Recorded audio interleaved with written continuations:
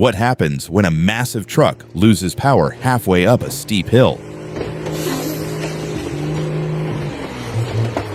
This Fiat truck was carrying an enormous load of huge logs uphill, so a powerful bulldozer tractor was connected to the front bull bar to help pull it.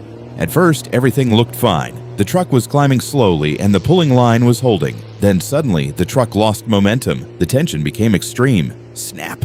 The pulling line broke, and the fully loaded truck started rolling backward downhill. A truck worker desperately tried to stop it by placing a brick behind the rear tire. Then came the worst part. The sudden release of tension caused the bulldozer to lose balance. The tractor overturned. In just a few seconds, a routine heavy load operation had turned into a disaster. A broken pulling line, a runaway truck, and an overturned bulldozer. It was a terrifying day at work, and a lesson in how quickly heavy machinery can become uncontrollable.